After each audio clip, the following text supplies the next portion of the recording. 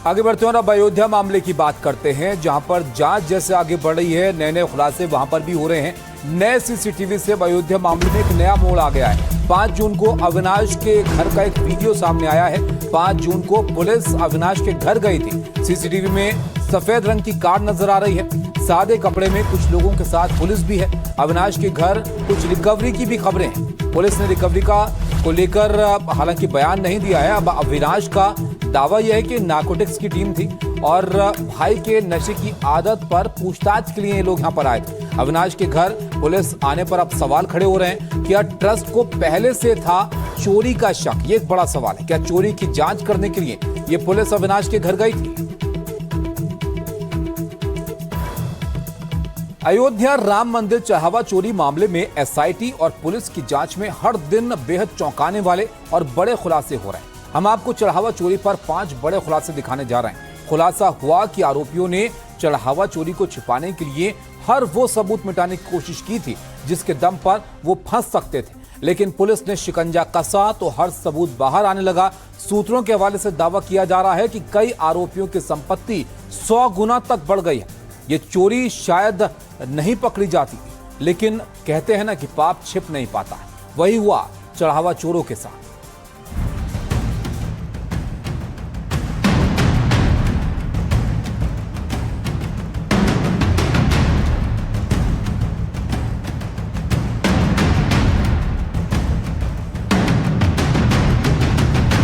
जांच बढ़ी तो आरोपियों पर आंच भी बढ़ी।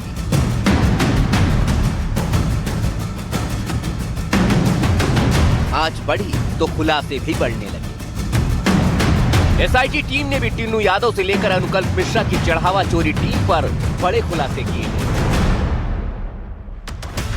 खुलासा नंबर 1, कार्रवाई का अंदेशा होते ही आरोपियों ने खुद को बचाने के लिए शातिर पैतरे अपनाए। सूत्रों के मुताबिक कई आरोपियों ने अपने मोबाइल फोन से अति महत्वपूर्ण व्हाट्सएप चैट और दूसरे डिजिटल डेटा डिलीट कर दिए। वहीं कुछ संदिग्धों ने अपने फोन को पूरी तरह से फॉर्मेट कर दिया। लेकिन पुलिस अब हर डेटा, हर सबूत को, खासकर सीसीटीवी फुटेज और इलेक्ट्रॉनिक साक्ष्यों को रिकवर करने में जुटी हुई। चढ़ावा चोरी कांड में खुलासा नंबर 2। एसआईटी जांच में सबसे हैरान करने वाला खुलासा आरोपियों की आर्थिक हैसियत को लेकर हुआ है। जांच में सामने आया है कि कुछ ही समय में चढ़ावा गैंग के ऑक्टोपस सिंडिकेट के संदिग्धों की संपत्ति में भारी बढ़ोतरी हुई। किसी की हैसियत 50 गुना तो किसी की 100 गुना तक बढ़ गई। आरोपियों की तरफ से खरीदे गए जमीन, प्लॉट, होटल और दूसरी संदिग्ध संपत्तियों पर अब पूरी तरह से पुलिस की निगाह है। चढ़ावा चोरी कांड में खुलासा नंबर 3। जो तीसरा बड़ा खुलासा हुआ है उसकी आशंका बहुत से लोगों को बहुत पहले से। अब पुलिस सूत्रों से मिली जानकारी ने उस पर मुहर लगा दी है।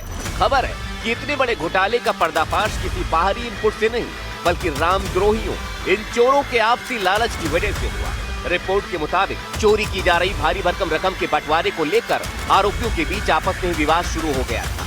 इस आपसी सिर्फ टोवल और मतभेद के बाद ही ये पूरा खेल खुलकर बाहर आ गया।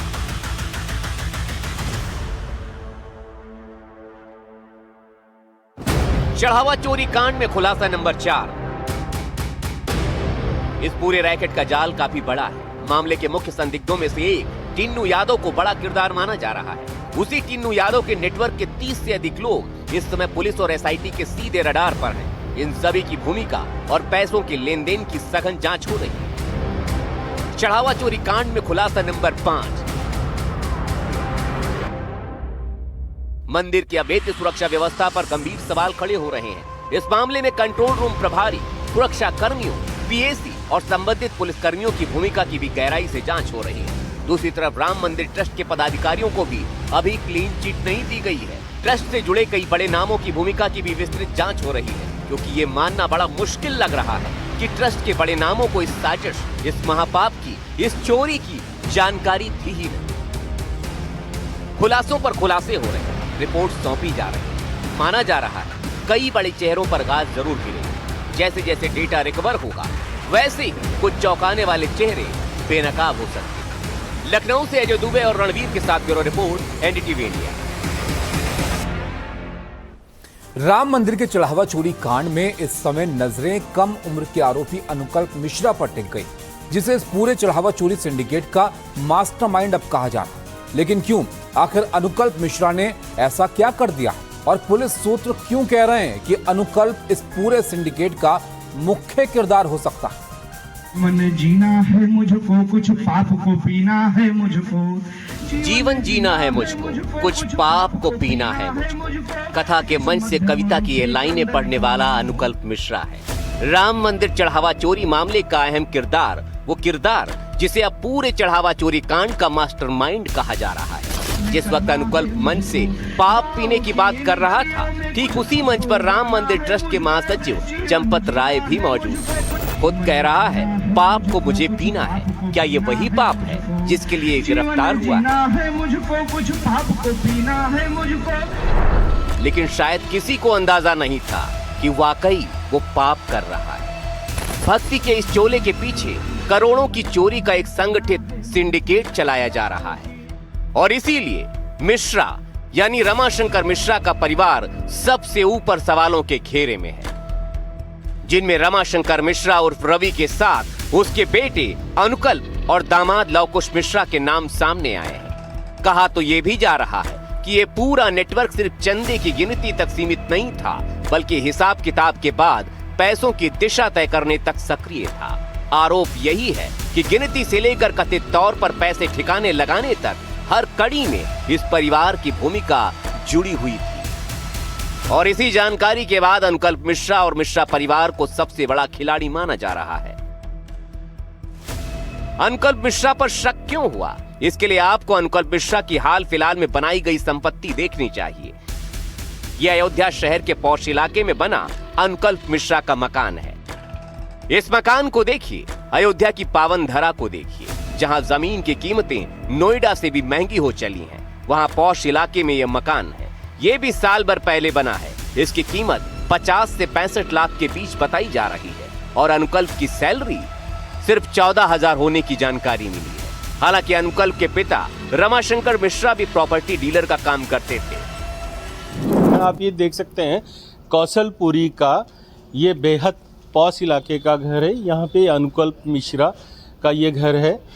यहाँ पे पुलिस को उम्मीद है कि इसके अंदर में कुछ रखा होगा, कुछ यहाँ से और रिकवरी हो सकती है।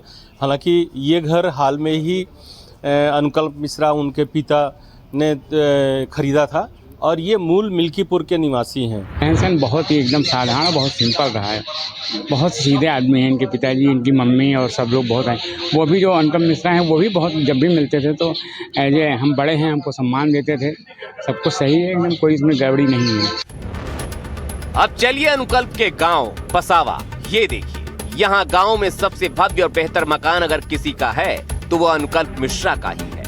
एनडीटीवी ने पड़ताल की तो पता चला कि कुछ समय पहले तक अनुकल्प मिश्रा यानी मिश्रा परिवार की माली हालत बेहद खराब थी, लेकिन राम मंदिर में दाखिल होने के बाद घर के हालात भव्य होते चले गए। अनुकल्प मिश्रा ने ली थी और गांव में भी उसका आलीशान मकान है। इसके अलावा अयोध्या में भी एक उसका आलीशान मकान है जो कि उसने पिछले साल 50 लाख रुपए से ज़्यादा में लिया था। तो गांव वालों के मुताबिक कुछ साल पहले तक उसकी माली हालत बहुत ख़राब थी। उसके पास इस तरह की प्रॉपर्टियां नहीं थी, लेकिन देखते ही देखते उसने न सिर्फ गांव में, गांव के बाहर, बल्कि यहां से लेकर अयोध्या तक कई प्रॉपर्टियां बनाई हैं और कहा जा रहा है कि ये प्रॉपर्टियां करोड़ों में है। एनडीटीवी की टीम जब अनुकल्प के गांव वाले घर पर पहुंची तो वहां सिर्फ एक बच्चा ही घर में मिला। बाकी पूरा परिवार पुलिस के पहुंचने से पहले ही वहां से गायब हो चुका था। मेरे पीछे जो ये आलीशान घर है ये अनुकल्प मिश्रा का है और यहाँ पर जो अयोध्या पुलिस की टीम है वो भी यहाँ पर पहुँच गई है, जांच शुरू कर दी है। जो पुलिस है वो अनुकल्प मिश्रा के पड़ोसियों से बातचीत कर रही है, उनका स्टेटमेंट भी रिकॉर्ड किया गया है। उसके आसपास के जो लोग रहते हैं उनका भी स्टेटमेंट रिकॉर्ड किया गया है।